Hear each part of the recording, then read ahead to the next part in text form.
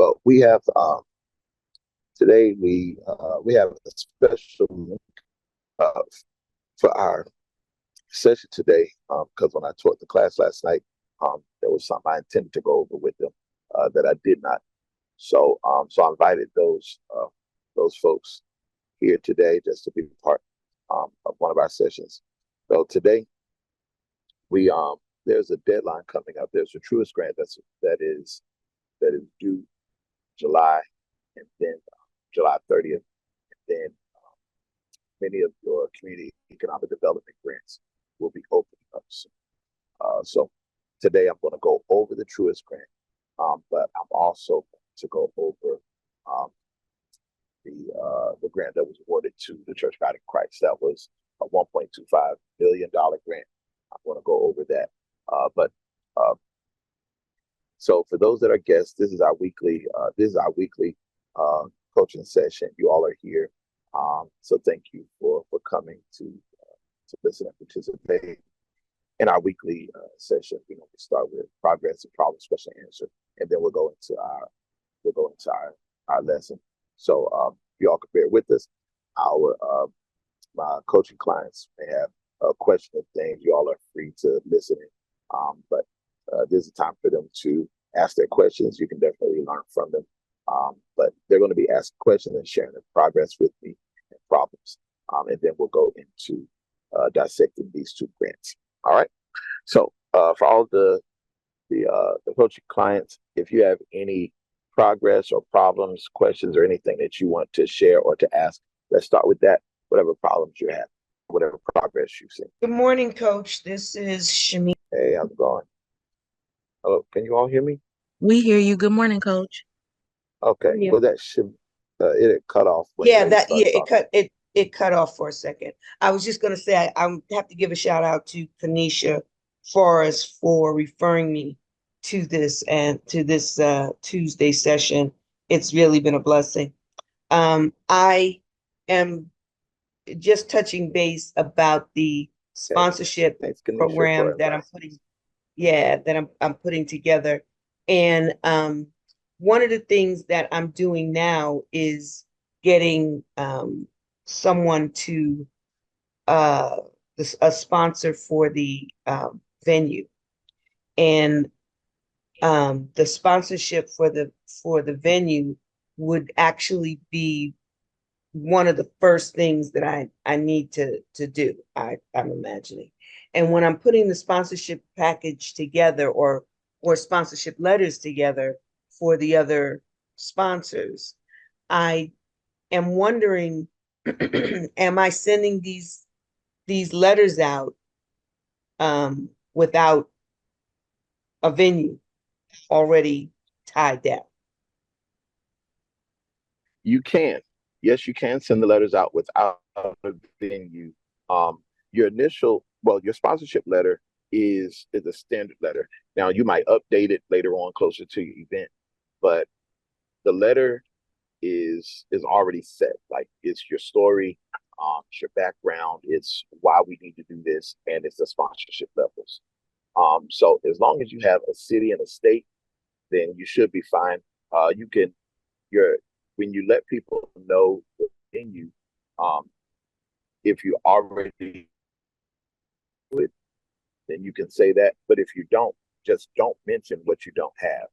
And when you get Got it. the sponsor that says, okay, I'm willing to pay this amount of money, or I'm willing to secure this space. Like if you have a specific space in mind, uh, then a sponsor can pick that up. But in a sponsorship letter, do not ever mention what you don't have. Only mention what you do have, and let them pay for the rest. Okay. And one of the other ideas that has come up is getting getting talent to having a main talent that would be honored. And Okay. I'm still looking for and reaching out to that talent. And I'm assuming um that the sponsors would want to know who all would be. And I was thinking about the people who I could get that, they may not be as famous, but, are well respected. And Yeah, that famous person, we're still looking at. So is that something I should mention in the letter? it's a normal challenge to sometimes I don't have the recording artist there. I don't have the performer confirmed yet. And I had the same problem when we had Waka Flocka and Big Boy, and then we had Dougie Fresh. I wanted Fantasia, but at that time she was recording the movie. And I still want Fantasia, but they they're different things. So what you want to say is a national recording artist, because there are some sponsors that want to be affiliated with certain artists, and then others do not want to be affiliated with that artist. So you do have to walk that balance of being. What I would suggest you do, if you're accustomed to record to handling and booking artists, then you're fine doing it yourself. That's perfectly fine. But there are probably other um, agencies or cities or concert venues in your city who have booking offices. You can partner with them, let them be a sponsor, and then whoever they have coming for their concert could do your concert at 7 or 8 p.m. And we've had that happen before, where somebody came and they performed for us at 7, and they were at some place at like 11 p.m. as well. And so we got them at a discount. Also, county, whoever have counties that have been approved on public streets, etc. And those are normally large scale projects. Just call those people and ask them if they would like to partner with you on bringing in an act. We did this just recently, and the festival, the other people's festival, said we'll take care of this. You just take care of that. So when we invite Waka Flocka, Hey, Big coach, you're Boy, breaking up. Hey, coach, you're breaking up a little bit. uh, okay, let me know when you can hear it. Uh, can hear Yeah, you're still breaking up. I'm not able to hear you as well. And okay. by the way, these are Uh, gems that you let dropping, me so know I when don't you want can to hear. miss it. Yeah. Can you hear me now? Sound Yeah, you sound a little bit better, so sir. it's probably going to clear up in a little bit. Okay. All right. Okay, So perfect. when we invite people, we partner with agencies that already bring talent in. And so when they bring the talent in, we're really just co-sponsoring. So we actually don't pay any money for the talent that we bring in. The people like the concert venues, the clubs, the whoever other festivals, we partner with them and let them bring the talent, pay for the talent, but we co-sponsor and we just bring notoriety to it. Hmm. I'll Hmm. give you an example. If you were to look on our website, when you see Dougie Fresh, it is at a venue called Salvage Station. So our carnival rides ended at 5 o'clock. The concert started at 6 o'clock. Well, we don't have anything to do with what Salvage Station does. They just did their normal Saturday night concert. All we did was ask them, can we co-brand so that we actually got credit for bringing in the talent, but we paid $0 for the talent. What I if for see. your event, you just partner, and it's just up to you. You could partner with somebody that typically brings talent in already and say, let's join forces for this weekend. We do our thing and you do your thing, and we just bring it together. Because they already set aside a budget for talent. Yeah, I'm thinking that, this kind of event is um kind of a an upscale kind of community. So the type of singers and kind of thing like that, um I would probably have to, partner with someone who does that kind of booking, So I Yes, think I would yes, have yes, to, so what I'm trying to say is I don't think the venue that we would be at would have that. I think what they do is they just um celebrate the fact that they are, this prestigious venue and you go to them. So what I what it sounds like I have to do based on what you're saying is to really talk to someone who, that's what they do and, yes, figure out maybe how to have them as a co-sponsor, yes, um, or as you were saying before, the partnership word, being yes, a partner, and yes, they've yes. got to get something out of it in order to partner. Like what, That's so correct. that's what I That's gotta correct. What I they gotta get out figure out. of it when you advertise your event, you're also advertising them. Because if y'all actually do partner, they just want more ticket sales. They might not have your passion for the work or the cause, but they want ticket sales. You want ticket sales too, because you want a lot of people to be there. So everybody gets a little of what they want.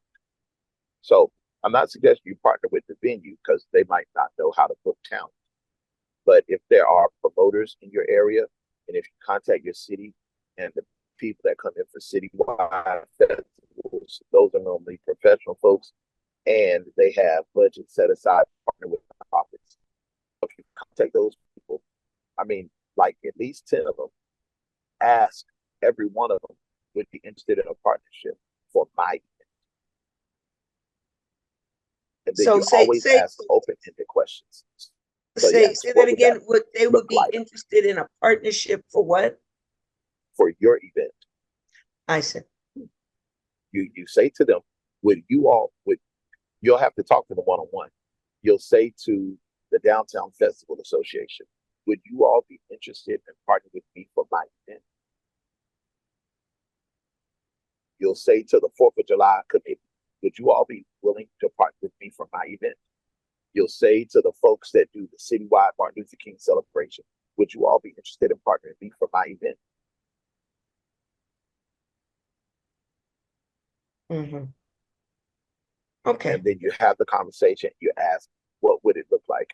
Um, because they already have a budget, they already have a model, they already have connections. And if y'all are partnering, then they're not going to bring somebody in that you don't approve of. Y'all are actually going to collaborate on it. When they asked me, one of the people they asked me about was Gucci Mane. I don't know Gucci Mane. I've heard of him, um, but I don't know him. And so they said, "What do you think about Gucci Mane?" I said, "Well, I don't know his music. That doesn't mean anything to anybody else." But they said, "Well, what about Dougie Fresh?" I said, "Oh, I love Dougie Fresh." And now, granted, it's not about me, but in order for me to be excited about it, it had to be somebody that I could say, "Oh yeah, we bring in such and such." You know what I mean? Got it. Okay. All right, Perfect. Thank you. no problem.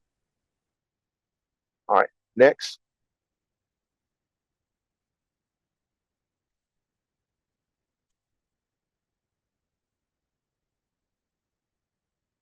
So, Coach, some of us came in late because we were on the other meeting. So I'm not really sure.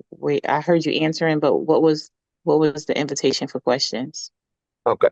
Right now, we're just taking questions from the coaching clients. Any questions or any progress? I know that we have some guests here today. I just wanted to make sure that I answer the question for my coaching clients before we went into the main discussion. Okay, thank you. So if you all have any questions, any problems, anything I can help you with.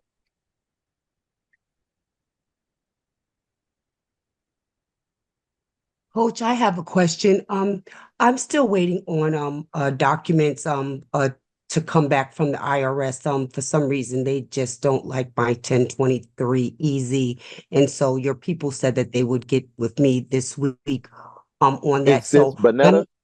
yes, sir. I'm not allowed to Yes, we do talk about you. anything. Every week we talk about your case. I Every know week it's we are in the background working on it. And I'm they like, what they just happened? keep What is it? sending me my check back. They keep giving me my $275 back, and I undid the incorporated and put corporated in. They still don't like it, but I'm being patient. I'm not getting upset because what's meant for me is going to be for me. But they just seem like they want me to do the long form for some reason. Yes. So this is what I found out. I told you we met about your case and I investigated to see what it was. I read the letter that the IRS sent you, and if you look at I think it's the second or third paragraph, they say that you checked the box on line 20. And so I went back and researched line 20, and that's where it asks if you intend to teach credit counseling, financial literacy, etc.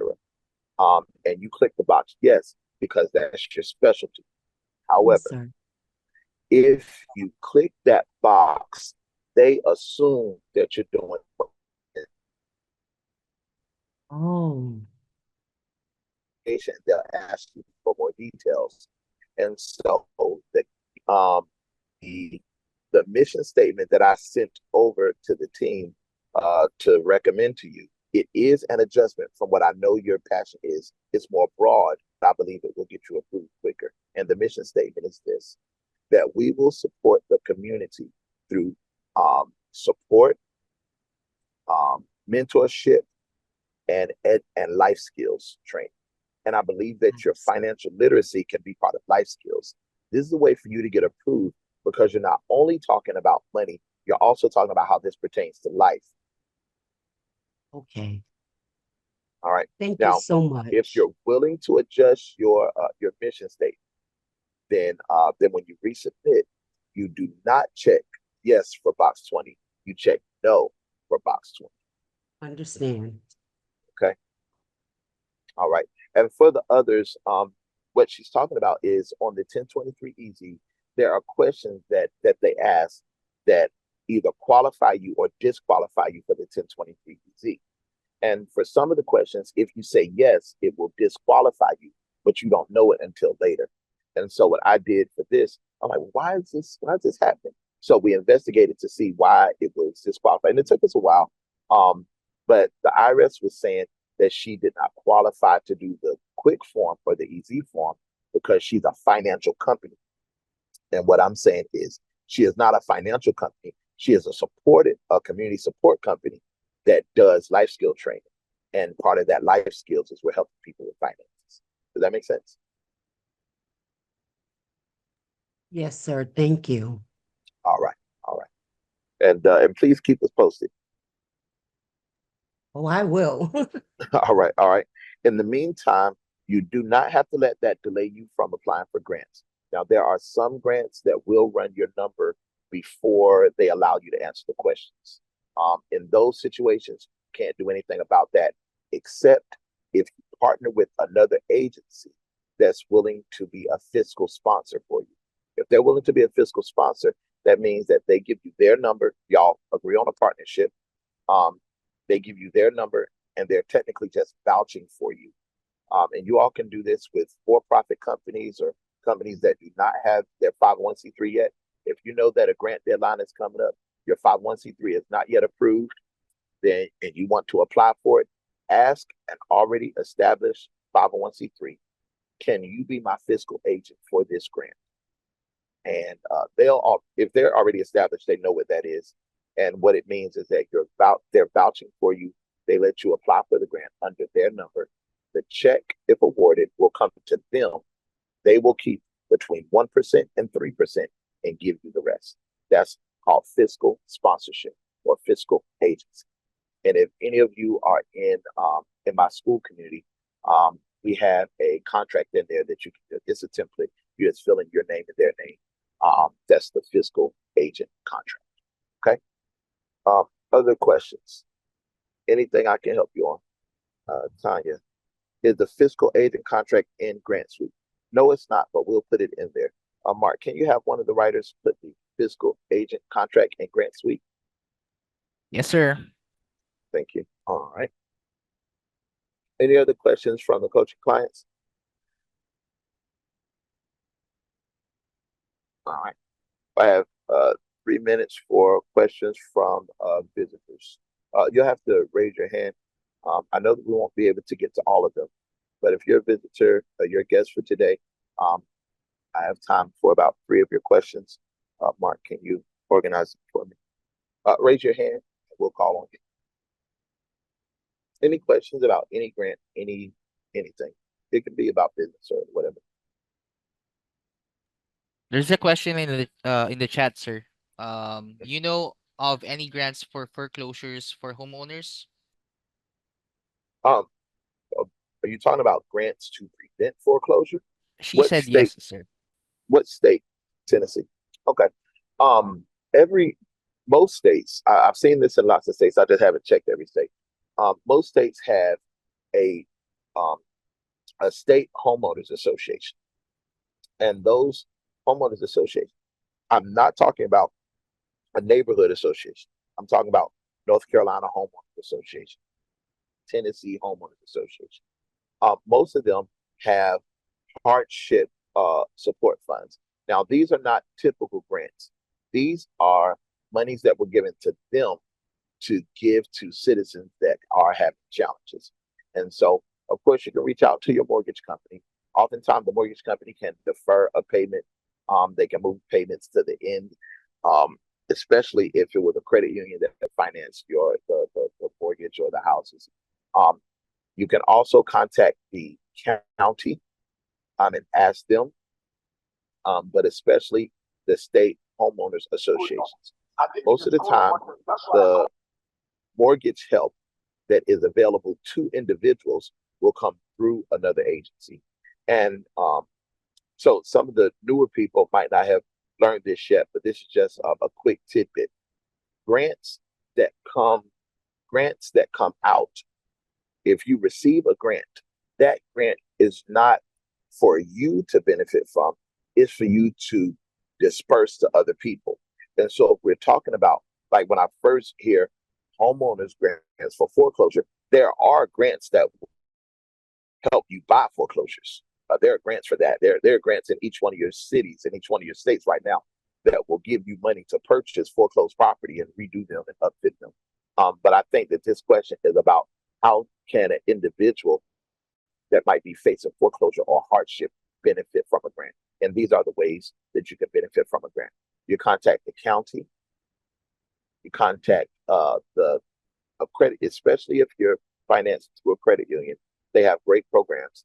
And then the state homeowners association. All right. Next question. We have 2 more questions before we go on. You can go with Charlicia, sir. All right, Shirley. Can you hear me? Yes. Peace and blessings. So I am in Nevada. I have a tax business where I do tax planning, but I want to create a program for women who their credit is not in the best place. They don't have financial literacy, budgeting. The end goal is for them to find employment, stable employment, and become homeowners. Okay. All right. All right. So that's your question? Yes. Oh, do you know of any grants? I'm sorry, that is available in Nevada for that program? Yes. Yes. And so grants are everywhere. So your bank has grants, your grocery stores have grants, community foundations have grants. And in your state, of course, there are state grants, but in your city, the city's community development office and the city's economic development office, they also have grants. So the grants are everywhere. And in my class, like if you don't have the software and you didn't want to get the I software, do have the software, but some of it is based more towards nonprofit. I don't have a nonprofit yet. okay. But what you described sounds like nonprofit activity. So there are people that don't want a nonprofit, don't want to deal with it. I think it's a No, I better mean, business I model. am gonna create a nonprofit, but I'm just saying Yeah, right now, looking, I see like most of the grants are for nonprofits. yeah, yeah. To do the thing that you're talking about is nonprofit activity. And in order to get grants for that, you either want a sponsorship to help 20 women become financially stable this year. You can do that as a sponsorship, all right? And you Okay, don't have to have a nonprofit for that, because if you do like a rally, the Black Women Money Rally or whatever you call it, I don't know. Or if we're financial literacy for teen moms, if that is an event that you do and you raise money to help these moms, you don't have to have a nonprofit for that. There's a hair salon in Atlanta that specializes in hair for young Black women, but they don't have a nonprofit. However, they do activities that are fully sponsored so that the money comes, free money comes for them to do the activities to mentor these young Black girls. So you can do an event, you can do a mentorship program, and your strategy would just be sponsorship. But if you got a nonprofit or partner with a nonprofit, then you can apply for a grant. And banks love to do financial literacy programs. So you can apply for a grant from a bank and say, we want to help 20 young ladies become financially stable. We're going to do these three things. We're going to help them fix their credit. We're going to help them stabilize their jobs and budget planning. We're going to help them get their credit right. So if you do okay, that, then you have like two ways that you do it. One is sponsorships. Well, you actually have three ways. One is sponsorships. The other one is partner with a nonprofit. And the third one is to start your own nonprofit. But your key is going to be it has to be tight. You have to be able to say, I want to help 20 women in whatever situation. Are there women in poverty, women who live in housing authority, women who were previous homeless, women who survived domestic violence, women who live with disabilities, women who are mothers or single mothers of children, women who survived cancer. It has to be something special about these women. All right. I want to help a certain number of women facing this thing develop financial or become financially stable. If you can package it real tight like that, then it becomes fun. okay, thank you. Okay. All right. And for you all that decide to do events, you don't have to wait. Like you could take an idea that you have for an event today, create a flyer with a save the date, or create a flyer with a who's interested in participating. All right, and let that be your call to action. And who wants to sponsor it? You could post that by tonight and start getting people, start creating a buzz so that people can become interested in sponsoring. Okay. Okay. Mhm. All right. Last question from any of the guests. Okay. So in the grants calendar, you all know that July is the month to have your board meeting. If you haven't already had your board meeting, July is the month you have your board meeting and to approve your budget for the year. So last night or yesterday, I held the class with grants for pastors and churches, and I intended to go through the grant that the 1.25 million dollar grant that was awarded to the Church of God in Christ. And so that's what I'm going to go over right now. And then we're going to review. As we go that, then we're going to prepare for the Truth Grant. The Truth Grant is this month, July 30th. I'll be ready for it. Okay. Can you all see my screen? Yes, we see it. Yes. Sir. Okay. All right. So the Church of God in Christ received $1.25 million financial literacy grant. Anybody that is interested in reading the details of it can see it here. Let me put it in the comment section. All right. I feel like I put it in the comment section. All right. So this is the grant that the Church of God in Christ received. So it was not a single Church of God in Christ that received it. It wasn't the individual church. It was the national church body. And they received $1.25 million from the Lilly Endowment.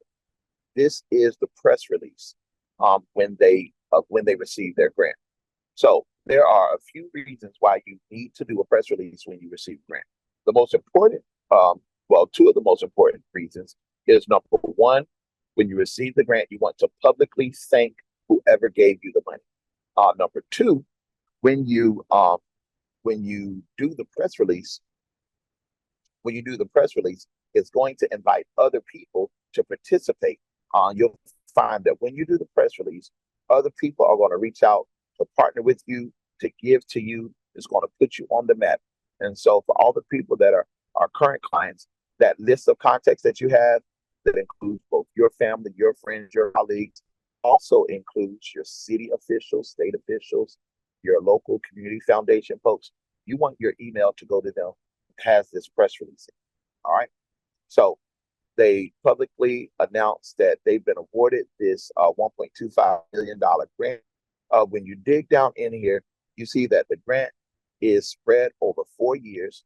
So if $1.2 million is spread over 4 years, that grant is spread out about $300,000 per year, about $350,000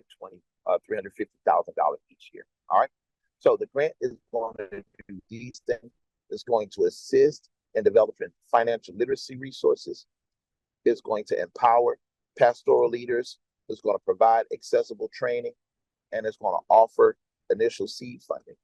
Now, I'm going to decode this stuff for you, and I'm not at all trying to undermine what was written. I just need you all to understand that these are formal ways to talk about normal things. These are normal things. They're just talking about it in formal grant language. That's all it is. So I want to decode this so you can see just how simple this is. All right. When they say assist in developing financial literacy resources, that means that they're going to pay for books to be printed. Those books are going to be printed Kojic Publishing House.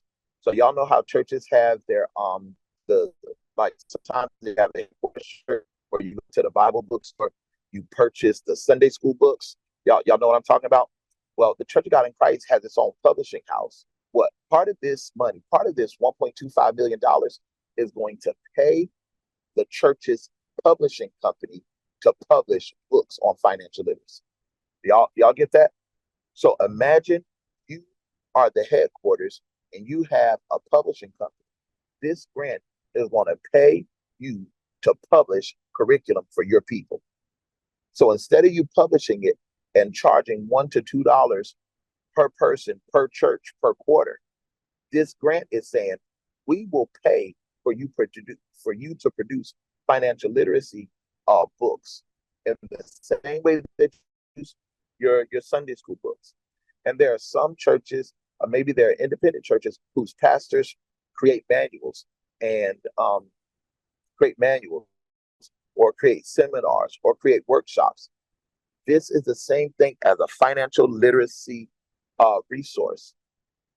Financial literacy resource that is a book on budgeting, a workbook on savings, a document on how to fix your credit and maintain good credit, how to avoid predatory lending.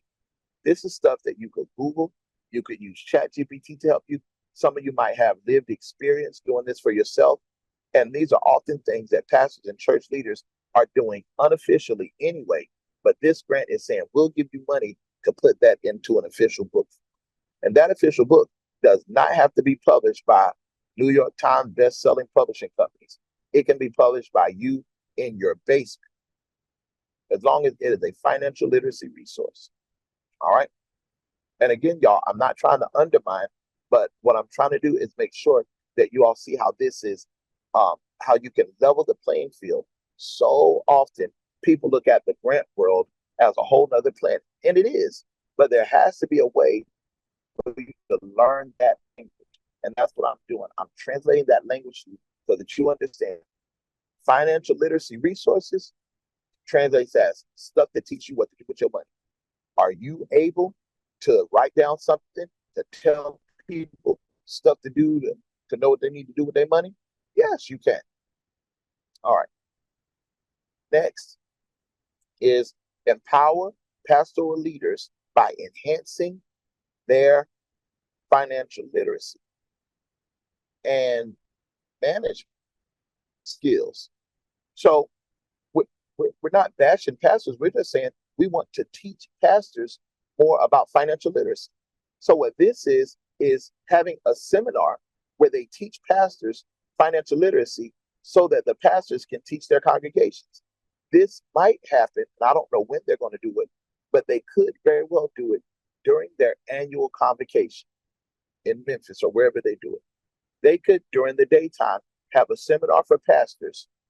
And if they have that seminar for pastors, because this grant is in play, they can use this grant to pay for the venue, the food, the rental, the sound system, the books, the printouts, everything. All right.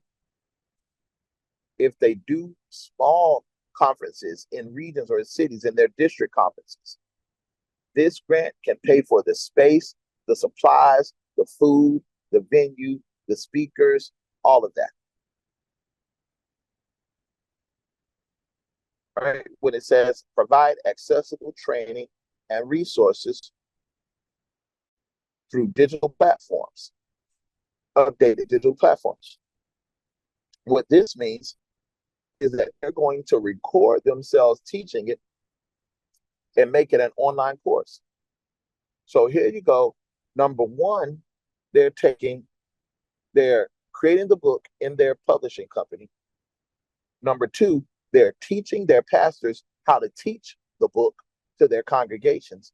And then number three, they're recording the stuff so they can teach it on digital platforms. In the same way that I have or you have a digital course, they're saying that they're going to have digital platforms to the participants of the Church of Christ, and you'll see also do it.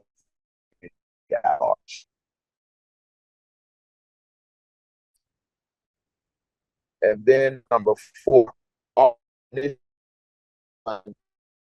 We can't hear you anymore, Coach.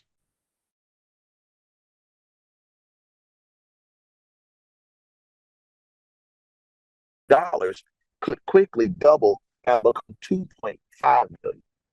Hey, Coach, could you They're repeat saying what you were saying because you cut out? You cut out for a minute. Okay, looks like Coach Hackett got disconnected. Yeah, Just I can checking imagine with he did because That's right. he was really, in that last few minutes. I couldn't hear. Yes, all of number 4. I didn't hear anything. Hello, sir. Are you there?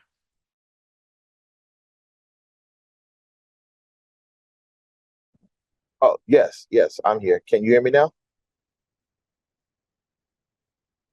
Yes, we can.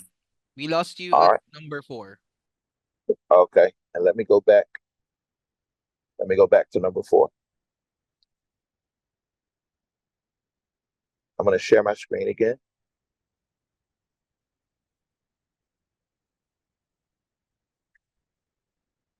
All right. Number 4, offer initial seed funding for establishing a ministerial excellence fund, which, when matched with newly raised funds, will be used to make grants or gifts available to pastoral leaders to reduce or alleviate their financial challenges. This is a fancy way of saying that this grant is going to be used as matching. And it's going to allow the national. Screen. You can't see the screen? No, sir. Oh, okay. There was supposed to be a screen. I don't see it either. That's okay. Let me share it again. No problem. All right. All right. Can you all see the screen now? Yep. Okay. So here we are at number 4. Everybody with me? All right. Number 4, offer initial seed funding for establishing a ministerial excellence fund, which, when matched with newly raised funds, would be used to make grants or gifts to pastoral leaders or alleviate their financial challenges. That means that part of this grant is going to be used to re-grant or to give money to pastoral challenges or to alleviate their financial challenges. This means that they have acknowledged that sometimes pastors have challenges, and part of this grant is going to be used to reduce that pastor's financial challenge. So if this pastor has a problem with their mortgage at their house, they're not going to have to raise a special offering. They're not going to have a special pastor's aid meeting or service or extra afternoon gospel singing competition or whatever to raise money. They have this grant set aside to give gifts and grants to pastoral leaders who face financial challenges. So these are the 4 things that this grant is going to do. These 4 things came out of the grant application. And these 4 things were attractive to the funding source. The funding source is Lilly Endowment. All right. So are there, all right, I'm going to take some questions for now. I'm going to take 3 questions at this point before I go on because it gets even better after this. I just want to see if you could take that icon off that screen. Like that? Thank you. So, Coach, I don't know how you're doing, but what I wanted to ask you was, since there's this thing of you can't be spiritual, how are they able to get money for pastoral duties, things like that, and keep it separate from that spiritual realm, because that's a term that's used in the spiritual, group, community, being a pastor, right? So how are they able to get past that? This foundation is specifically set aside to help churches. Oh, okay. So they intend, as a matter of fact, a little later on, I'm going to show you why they give money the way that they do. But to answer your question, this foundation, Lilly Endowment, they intend as part of their mission to give money to religious organizations, churches, no matter what the denomination.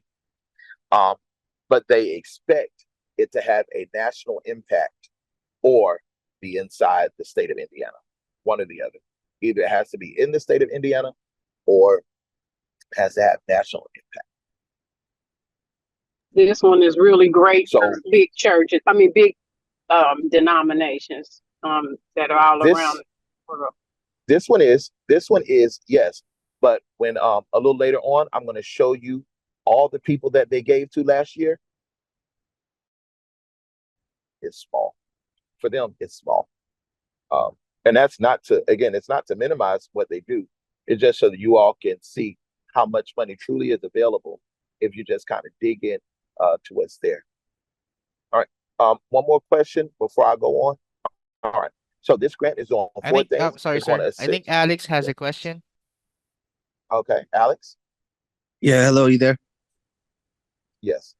Yeah, so I heard you say Illinois, so I was wondering, in California, where something like we find funding such as this in California? Well, there are foundations everywhere. There are foundations everywhere. There are about 2,000 foundations, or 2,000 community foundations. Let me say it that way. There are about 2,000 community foundations. If you want to know your local foundations, you just go to Google and type the name of your county and community foundation, and it'll pull up the foundation that's closest to you. I would pull it up, but I would pull it up for you, but I'm sharing my screen for this right now. So you can look it up that way. The name of your county and the word community foundation. Thank you. All right. All right. So this grant, you'll see that each sentence starts with an action word: assist, empower, provide, offer.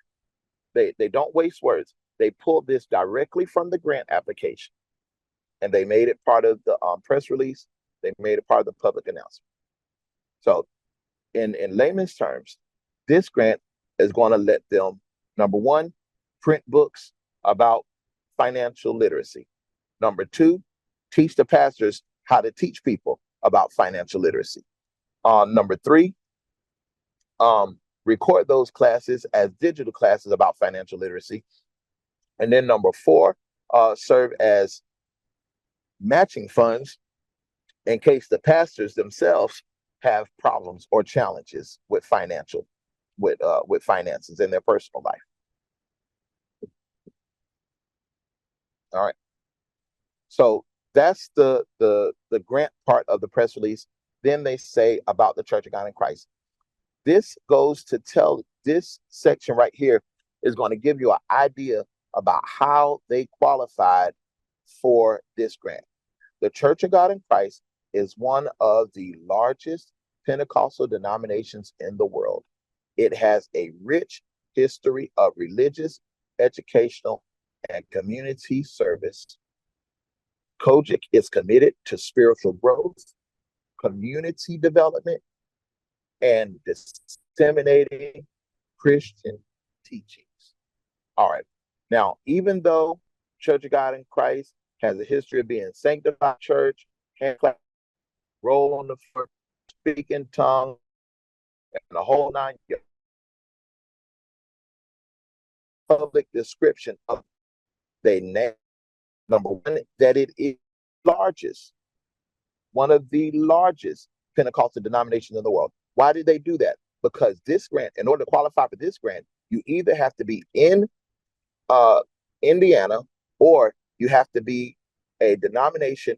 I mean, you have to be a religious entity with a national footprint. So they needed to describe how large they are. Now, maybe your local church is not that large. It's possible that you're part of a fellowship that has congregations in 13 states. You might be part of an organization that has 2,000 members representing 2,000 families. Whatever you can use to describe your entity as large is what you want to do. Sometimes large is you're the largest in the world. Sometimes large means you're the largest in the community. Sometimes it means that you are the largest landowner in the neighborhood. Sometimes the largeness is that you have 100 members in your local congregation that are all low to moderate income people. All right. Whatever you can use to describe as large, that's what you want to do. Because when the grants give you money, when the funding sources give you money, they want to know that it's going to be known. They give money so that people can know they gave money. They do not want to give money and then nobody know it. In fact, I received a small donation from an entity, and they actually said, "We haven't seen your press release." I'm like, "God, I don't normally do a press release for a $500 gift," but they wanted everybody to know that they gave money. All right. So get in the habit of creating a statement, a one-paragraph statement about your entity. And if you're not a church, if you're a local nonprofit, you don't have to be a religious entity. You should have one paragraph that describes what your thing is. All right. Here you have COGIC Publishing House, what they call CPH. The Church of God in Christ Publishing House provides quality Christian educational resources to inform, educate, and transform. Now, there are people that used to give me pushback when I told them that you need to have three things. But you see, this is an example of them giving you the three things: to educate, transform, to inform, educate, and transform. Come up with three words that identify what you do. This is their mission statement. What do they do? Provide Christian educational resources to inform, educate, and transform lives, period. Now, somebody in my class that is a student of mine, how many words or less should a mission statement be? Hurry up and type it. How many words should a mission statement be? 15. 15 words. So let's count. We're not going to count the Church of God in Christ Publishing House. We're going to start with word number one. provides. That's 1 word, 2 word, 3 words, 4 words, 5, 6, 7, 8, 9, 10, 11. 11 words. I'm telling y'all, 15 is the magic number.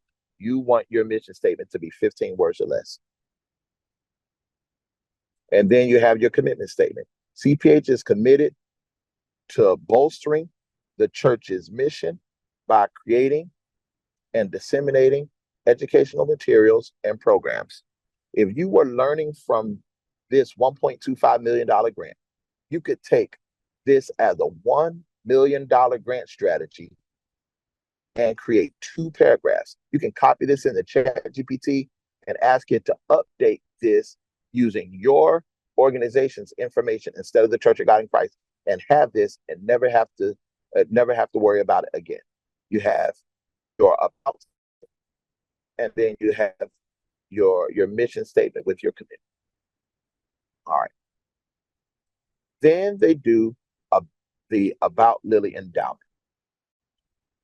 Lily Endowment. Now, this information. Can't hear you, Coach. And his sons. We lost you again. By him and his son. All right. Can y'all hear me and see everything? Now we can hear you. Yeah, you cut off right. when before. About the about station, Okay. the statement. Did we lose him again? I'm here. I think it cut me off. Let me all hear me? Can you hear me? Still breaking up. All right. Let's make sure you can hear me clear before I go on. I'm gonna share Sound again. better. All right. Can you back up on one thing, possibly? Tell me what it is. So I was listening to you talk about the grant statement and putting it in GPT. And I just wanted to get some clarity. You were saying that, you could take the same statement and augment it for your own organization. So what was the statement, sir?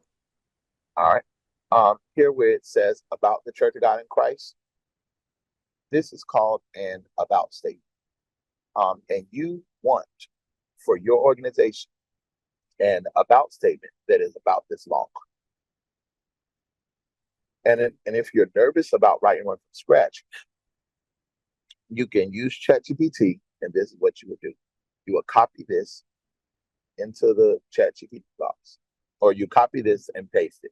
But this is the prompt that you want to give to ChatGPT. Are y'all ready?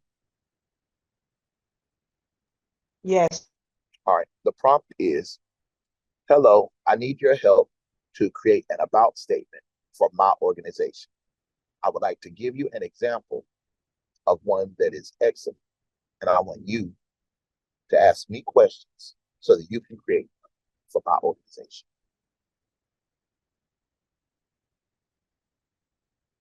And then copy this.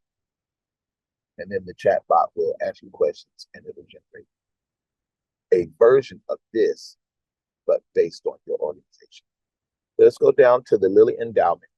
And after I show you all this, then I'm going to go and I'm going to pull up the Lily Endowment so y'all can see what types of money they give. All right.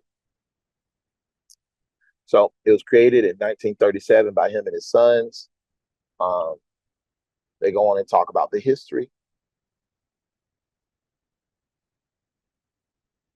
And they say the endowment supports the causes of community development, education, and religion. The endowment funds programs throughout the United States, especially in the field of religion, and maintains a special commitment to its founder's hometown, Indianapolis, and the home state, Indiana. So if you are in Indiana, and especially in Indianapolis, you want to be connected to the Lilly Endowment. And if you have a church or a reach or a plan or a program that has national impact, you can reach out to the Lilly Endowment to assist you. All right. Here is the website of the Lilly Endowment. Lilly Endowment. And you can go and see what they do. This link will show their recent grants. 100 Black men of Indianapolis. Can y'all see my screen still?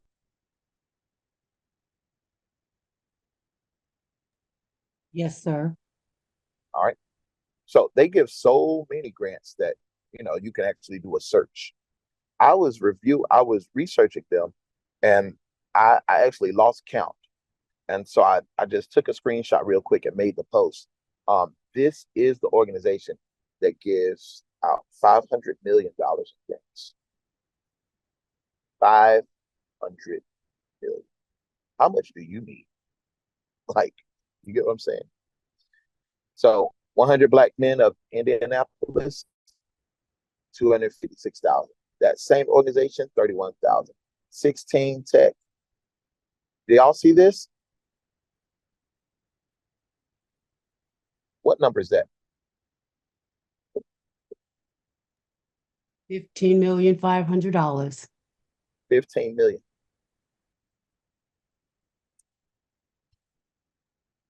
3,000. 625,000. So I know that they're like these people online that talk about $500 grants, and that's good and it's important, but that's not the say all end all. These are the things that I'm talking about qualifying for and going after. The lowest thing you see here is 3,000, and you see other numbers: 250,000, 639,000.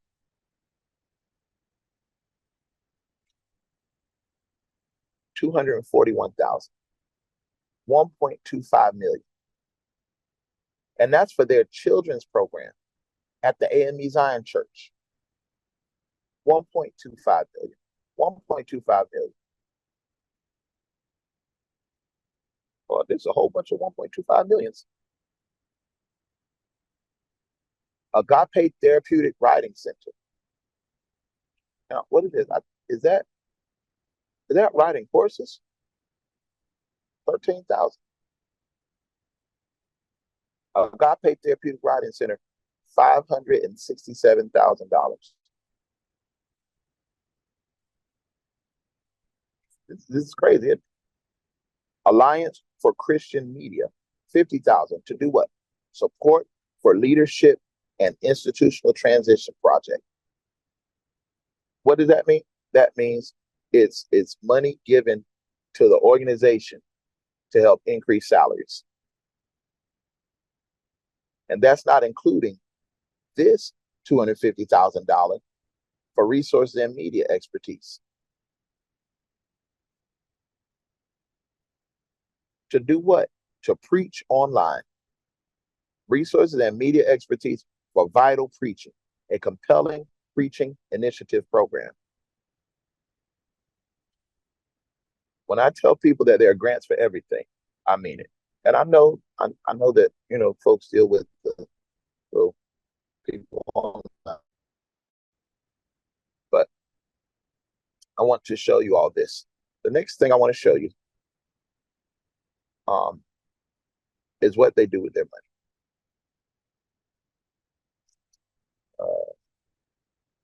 So let me just grab something real quick.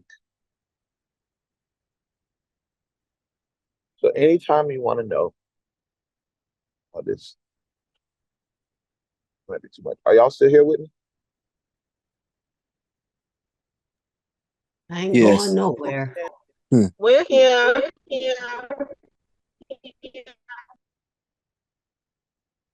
All right. Anytime you want to know organization's history of giving, you can pull it up. And that's what I'm going to do right here. So I was interested in knowing what they did with their money, what they gave money to.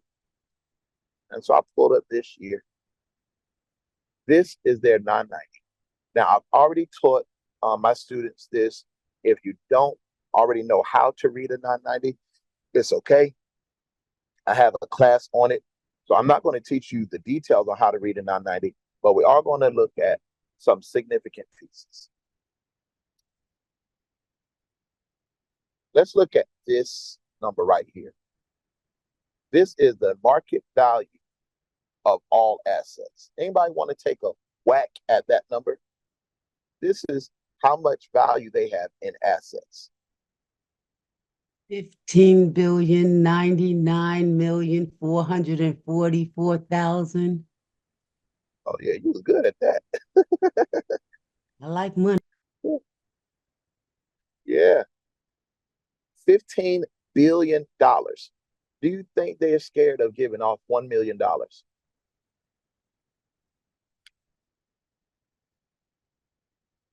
You just have to have a product.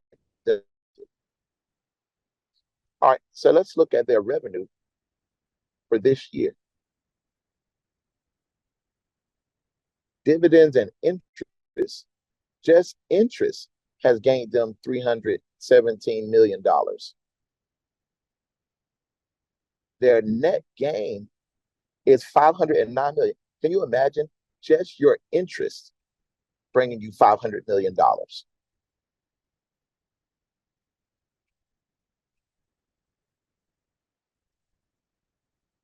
Now, their total income just for 1 year is $831,510,429. For 1 year, their income is $800 million. What do y'all think it is? Wow. That's 1 year. And this is the line, or this is the column that is most important to me when I'm doing research. Column E. Disbursements for charitable purposes.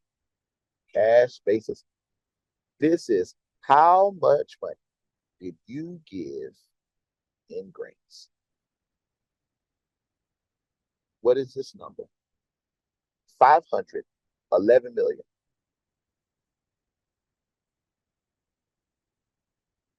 This is line 25, contributions, gifts, grants paid. How much money did they give in grants? $511 million. There's some of those people online don't even know where $500 million is. And if you're deciding to raise money for your organization, you have to think in terms of what it is that you want. Are you writing a proposal that's just something you kicked out every day just because you didn't care? Or are you deciding, you know what? This organization gives out $500 million and I just need one of those billion. I'm willing to show up. I'm willing to do what it takes to get this money. Half the battle is just try. They have 500. Last year, well, this was actually the year before, they gave out $500 billion. What would you do if you had one of those billion?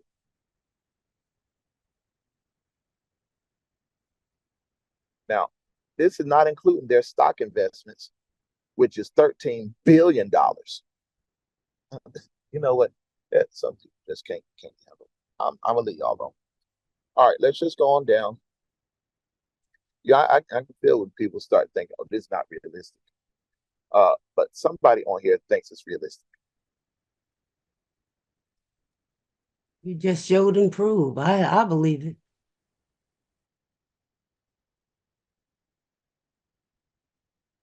All right, let's go down and look at what they gave out and to whom.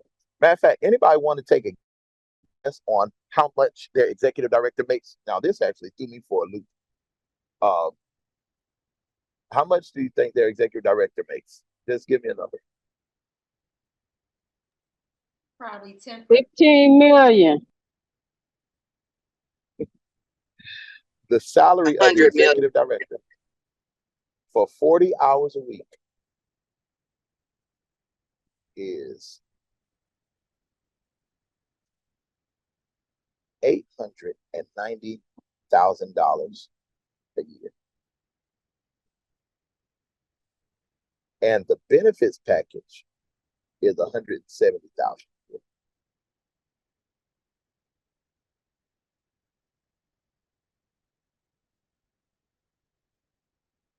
Let me show you. And then we'll go into this is their program director. Program director only makes $240,000. Benefits package $147,000. And that's just for one of the program directors.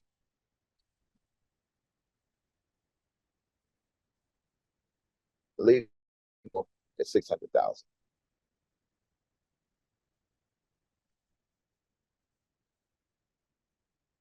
Their executive director makes $890,000.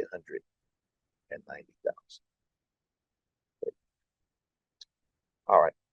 So let's go quickly to, oh, there it is. All right, this guy, Clay Robbins, the chair, the CEO, director, $800,000, $116,000 as a benefits package. The VP makes $350,000, $138,000 as a benefits package.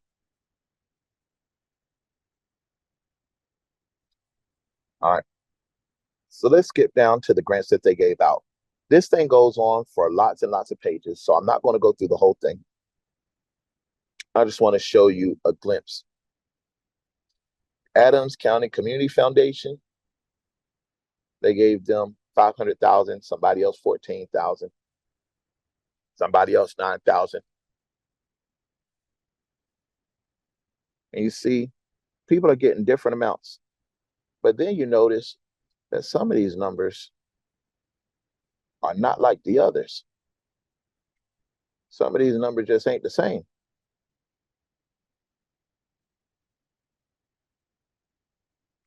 I looked at this and saw this one. Y'all see that? $7.5 million to build a center. This document showed they gave somebody $400. But this document shows you their history of giving. They gave this entity $4.5 million. They gave that one $500,000, that one $400,000. This one they gave $7.5 million. Would you learn this specific type of writing in order to know how to request and be awarded millions of dollars?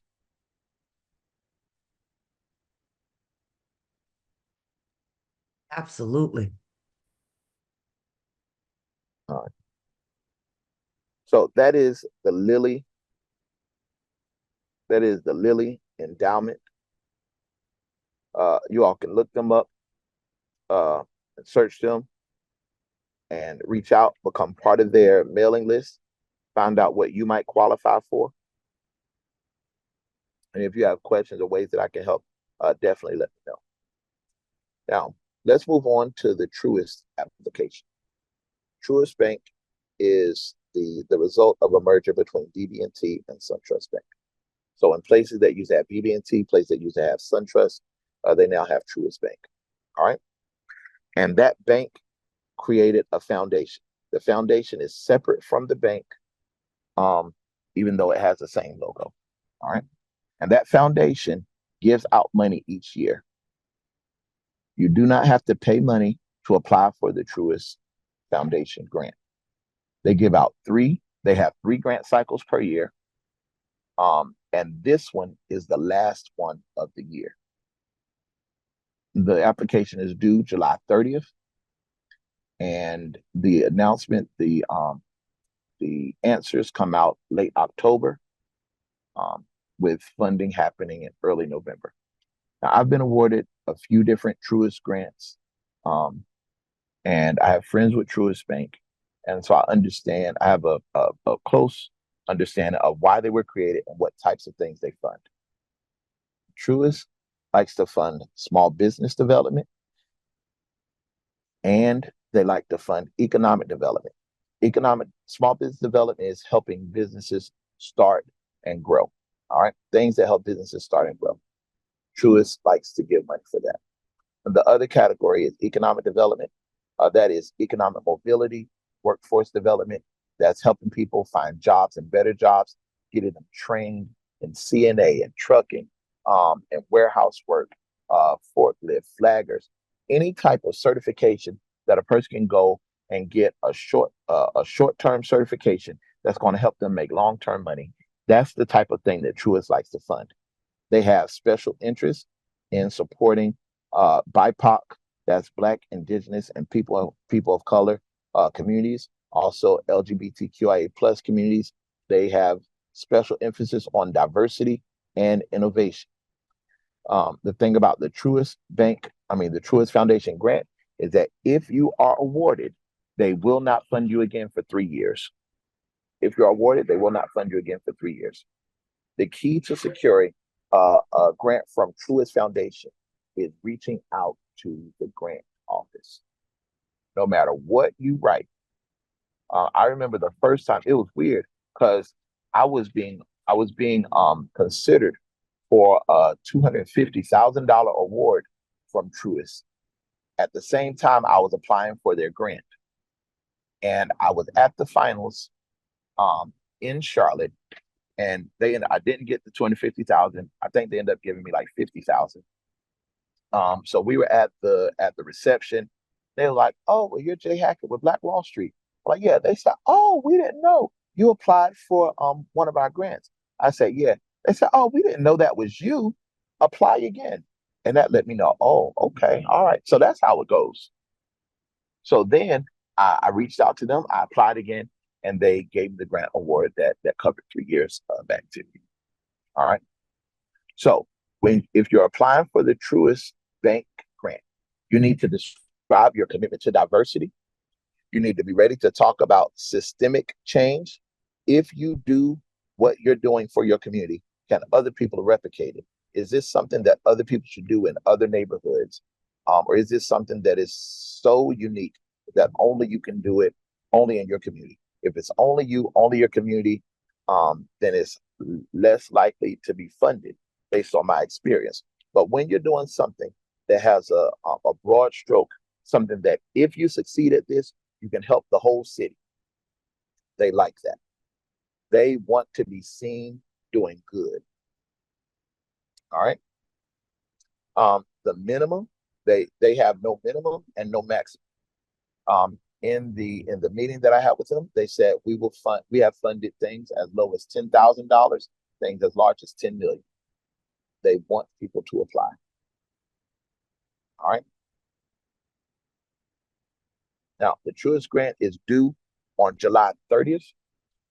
Those people that are part of Power Pages, of course, that for you. Those that are not, if you have questions about it, you can post those questions. We'll do our best to answer. Coach, can you repeat that? The people that are part of Power Pages, we are writing that grant for you.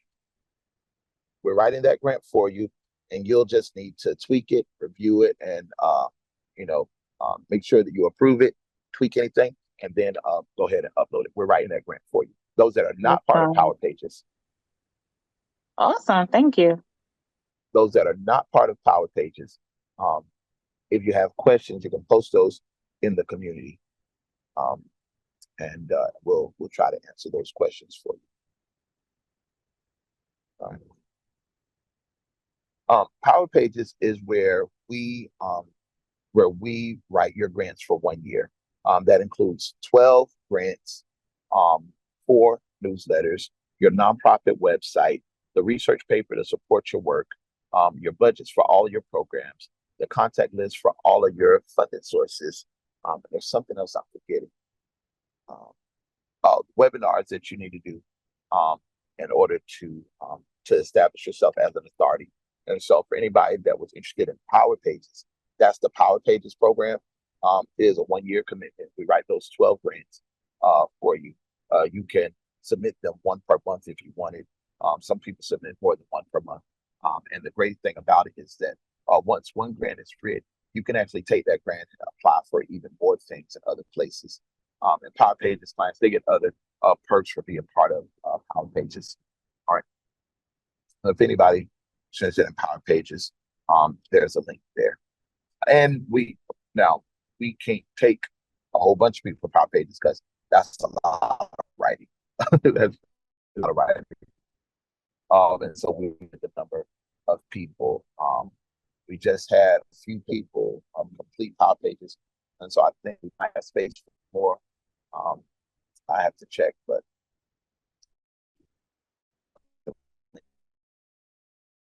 hopefully that answers your questions on Power Pages. So you don't have to worry about the writing. Also, in Power Pages, we are not like I'm not explaining to you why I write what I write in Power Pages. With Power Pages, I'm actually telling you what to do. And for some people, that's uncomfortable. I meet with you, my writers meet with you and your team, and I hear what your vision is and all the things you do. And then I point out these are the things that are most likely to be funded, and this is the way that I would like to package your program. And the only way that you could be in Power Pages is if you go with on that. If you disagree with my strategy on it, then then you're free to write whatever you want to write, but you can't be part of Power Pages if you're not going to do it my way. And so for some people, that's a challenge. And I don't mean to be bossy. It's just that, there are lots of ways to feed a cat. But when you're dealing with this type of writing, I need to do it in a way that is best based on the available funding and my 20 years of experience in the field. All right. I hope that makes sense. Does that make sense? Y'all say yes? Yes, coach. All right. Yeah, you can do a bill payment plan if you need to spread it out. So that's Power Pages. Um, but are there other questions before we close out for today? Yes, coach, I have a quick question. Yeah.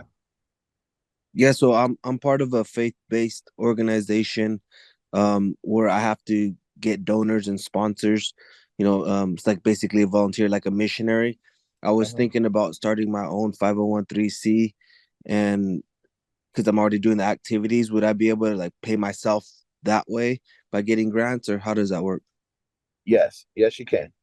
Inside of every grant you write, you should include lines for salary. In fact, there are some grants that do not like to give you money for projects if you don't have a line for salary. The way that they see it, if we give you this money for the project and the supplies, who's going to run it? They see that as a weakness. So you want to get in the habit of including salary in every grant you write. When you look at grants, you want to look at the eligible costs. And in the beginning, for a brand new organization, half the budget might be salary. That's no problem. They understand that. But once you get up above, once you get your budget up to about $200,000, your salary should be about $50,000 for a $200,000 program. And then the next kind of mile marker, when you get up to a $500,000 program, then your salary can be about $75,000. Once you get to $1 million program, you don't want your salary to go over 100,000. But those are kind of the mile markers that are customary in the nonprofit world. Got you. Thank you. All right. All right. Any other questions? So if anybody's here and you're here as a guest and you want to be part of this community, of course, you can click the link to join. We'd love to have you. I hope that you've learned something. Are there any questions that anybody has while I'm here before we wrap up? Coach, I have a question. Yes. I purchased a package with you to start my nonprofit. It comes with a proposal and some grants to apply for. Can the Truist grant be a part of that, or is that something I should do separately? Let me review it. That package came with 2 grants, I believe. And the Truist was not part of that. The Truist, of course, the Truist is brand new. Well, I shouldn't say it's brand new, but I'm just now teaching the Truist grant, so that wasn't part of that package. But I'll look to see what would I was be able included. to would I be able to use that proposal and apply for it myself? Yes. In fact, when you all know that a grant writer, an actual grant writer, a real grant writer, costs between 3,000 and 5,000 per proposal. The reason that somebody pays that much is because once you get one proposal, you can actually copy and paste those answers for lots and lots of other applications. So when you pay, you're not paying just because one proposal is done. You're paying to have this stuff worded in a way that's grant appropriate. So yes, when you those proposals are going to have answers in it that you can copy and paste and use over and over again. Thank you. Hmm? All right. There's a hand raised. That's Miami Laura. Okay.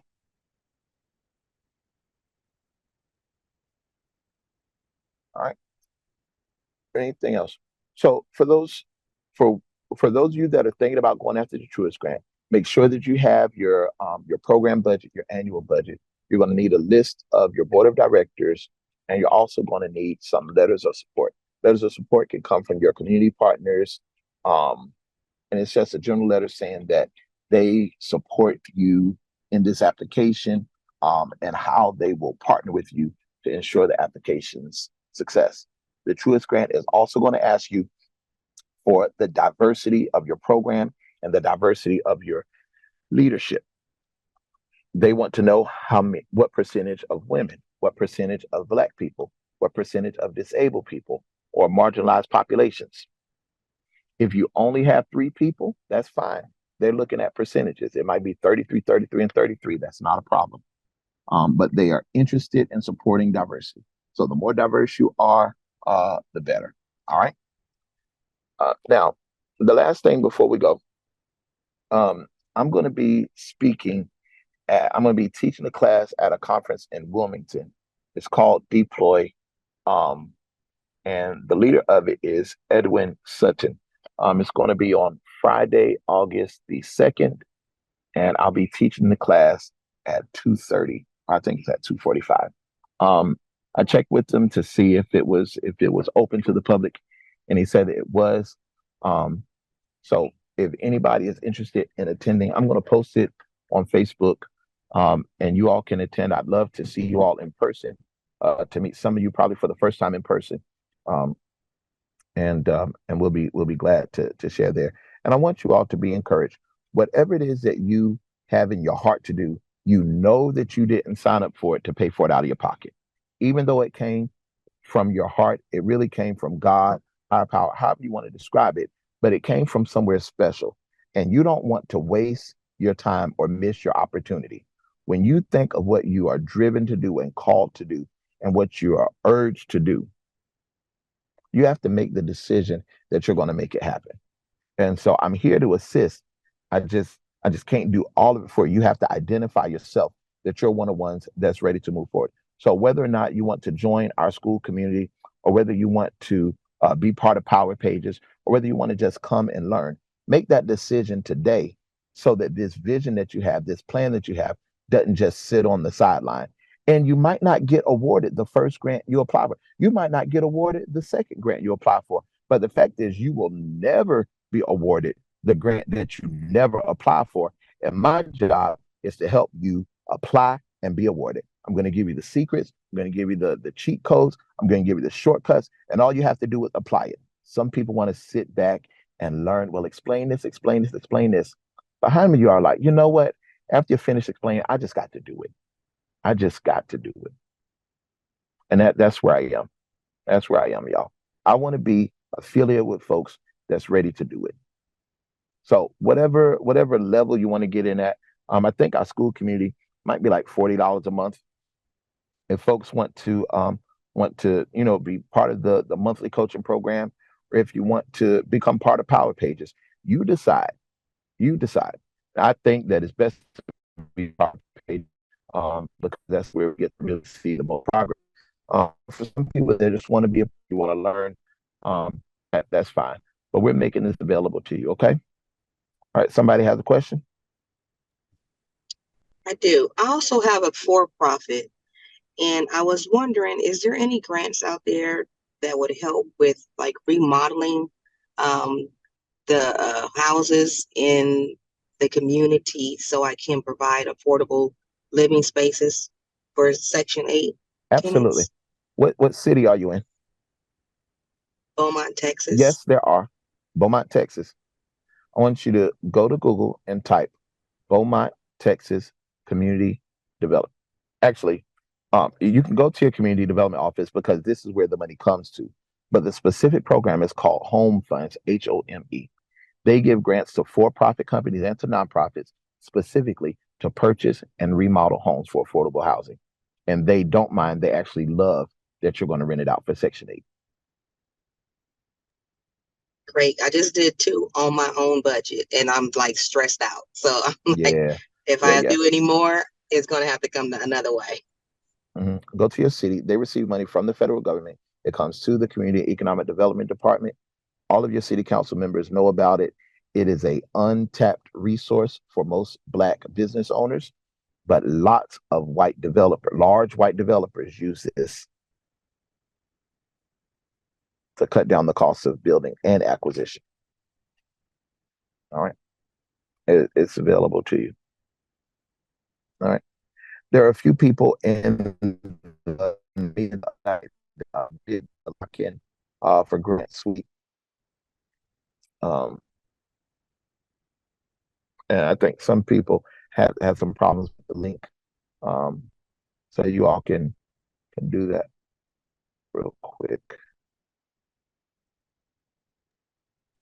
Real quick, Coach, would that be in the Grant Suite? What, the information you just gave me, would that be in Grant Suite? Yes. Home Funds is not in Grant Suite. Home Funds is a different process. It's actually like a 3 or 4 step process. So you have to reach out to them and set a meeting, and then you'll meet with the zoning officials to identify the property you're talking about, and then you'll present it to your city council, and they go through their approval process. That's not a traditional grant. But you should talk to them soon because all of them just submitted their budgets to the federal government. All of them will receive their money in October. And so they are planning their budgets right now.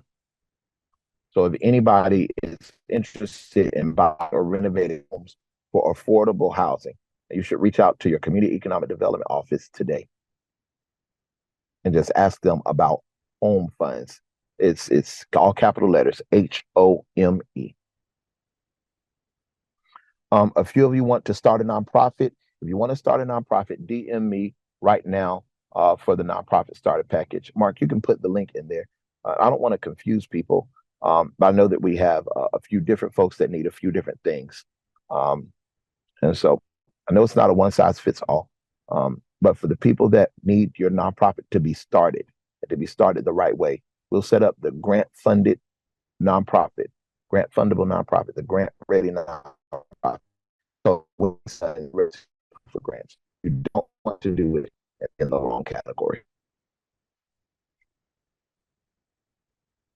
All right.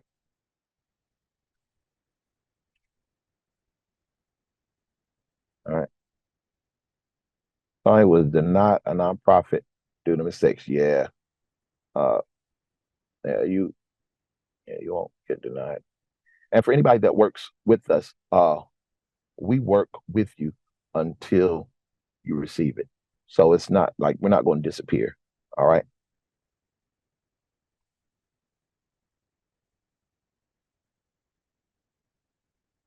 All right.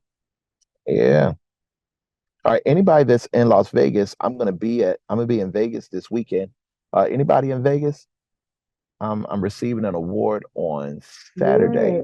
Because I live in Vegas. Yep. It's I think it's the Las Vegas. They said it's downtown on the strip. I don't know the difference between downtown and the strip. But I'm receiving an award, an international award on Saturday night. You know which hotel they're having it at? Let me check.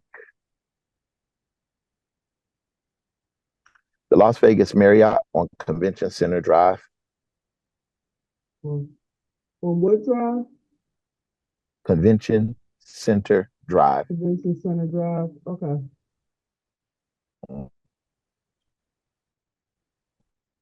Be there, giving an award.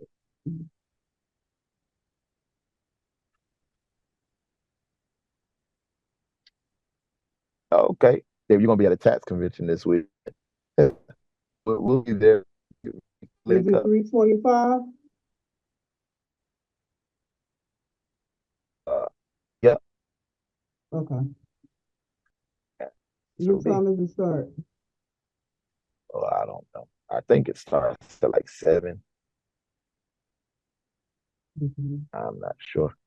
I just know I need to be there. All right. I'll be there, and then I'll be able to kind of hang out and see the city on Sunday. Mhm.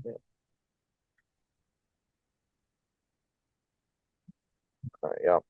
So like I said, we only have 3 power pages available just because of the amount of writing, but everybody can join the school committee.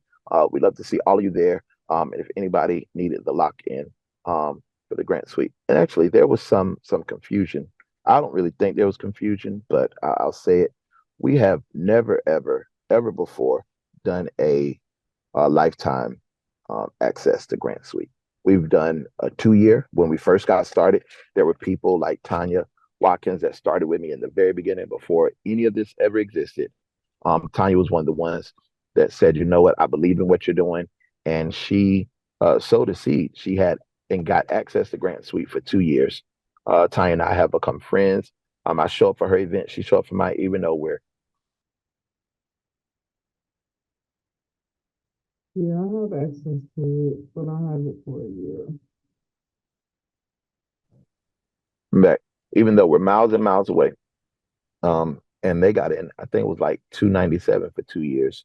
And those people are the ones that helped me get started online.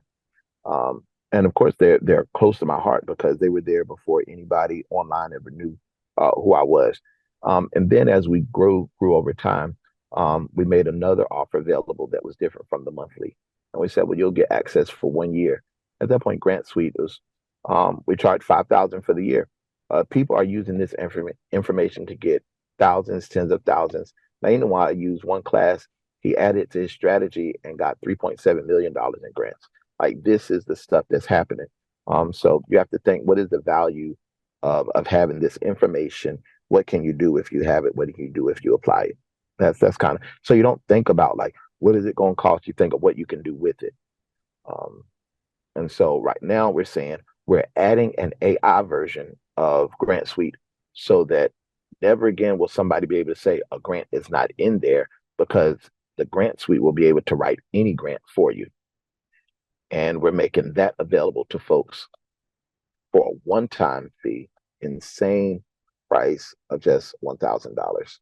You actually get the Grant Suite plus you get my $3,500 program. Matter of fact, Tanya should close her ears because she's been with me so long and she's paid for every step of the way. And here we got people coming in at the 9th hour. They can get all of it for just $1,000. I love you, Tanya. Hopefully, but but you know we're making it available just for y'all. All right. But that's it. Thank you all so much. I hope you have a great day. I have a doctor's appointment I need to get ready for. And so I'm ready to go.